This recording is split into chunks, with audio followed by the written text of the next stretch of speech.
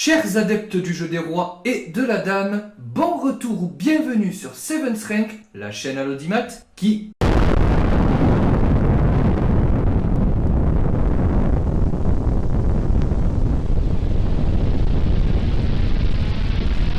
Alors nous nous rendons aujourd'hui du côté de l'Europe centrale à la rencontre d'un joueur tchèque du début du XXe siècle. Ce joueur, donc, issu de l'ancien empire austro-hongrois, empire qui disparut au profit de la Tchécoslovaquie, qui elle-même céda le pas à la République tchèque, a laissé son nom à l'ouverture que voici. Très tranchante avec les noirs.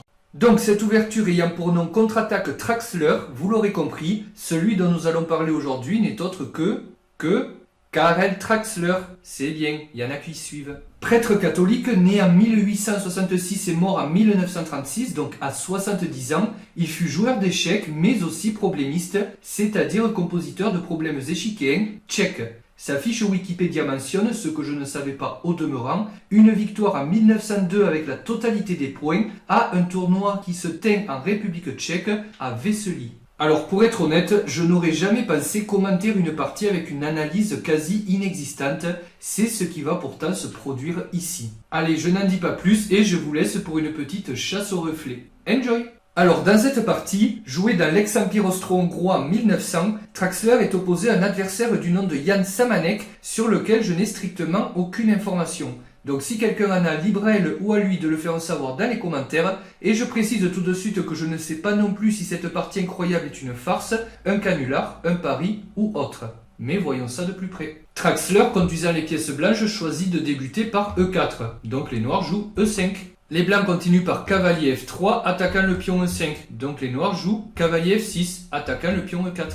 Je précise pour rappel que cette défense s'appelle la défense russe ou Petrov. Les blancs continuent par cavalier C3, développant leur cavalier sur une case naturelle et protégeant le pion E4. Donc les noirs jouent cavalier C6, développant le cavalier sur une case naturelle et protégeant leur pion E5.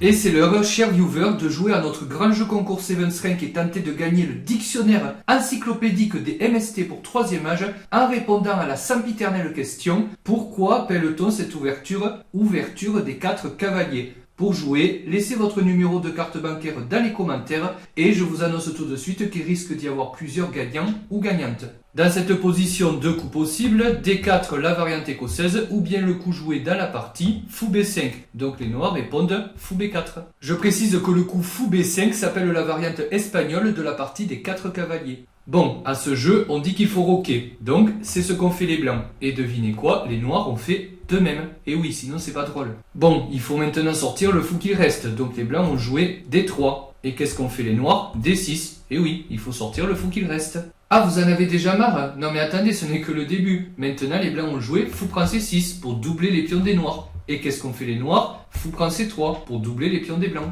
Bon, ben les blancs en ont profité, ils ont joué fou prend B7, gagnant un pion et menaçant la tour. Qu'est-ce qu'ont répondu les noirs? Fou prend B2, récupérant le pion et menaçant la tour. Bon, se sont dit les blancs, on va jouer fou prend A8, on va récupérer la tour. Qu'est-ce qu'ont répondu les noirs? Fou prend A1, pardi. Bon, comment ont continué les blancs? Ils ont joué fou G5, développant le fou et clouant le cavalier. Qu'ont fait les noirs? Je vous le donne à 1000, fou G4, développant le fou et clouant le cavalier. Bon, se sont dit les blancs, on va s'enlever du clouage et on va récupérer le fou au passage, ça ne peut pas faire de mal. Qu'ont fait les noirs? Voilà, ça se passe de commentaires. Bon, ont dû se dire les blancs, si on est là pour s'amuser, eh ben vas-y, on va s'amuser, à toi. Ok.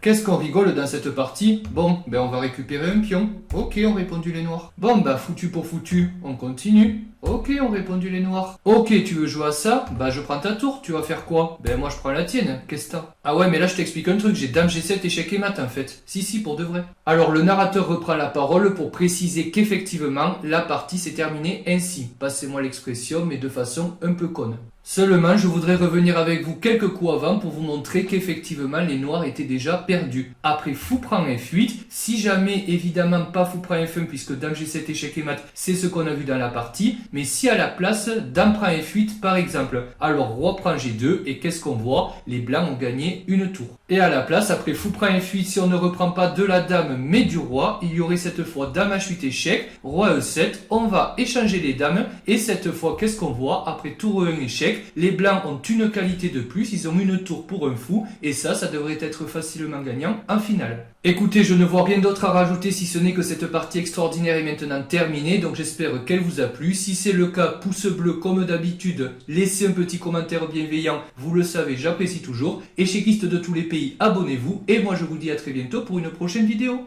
Ciao ciao!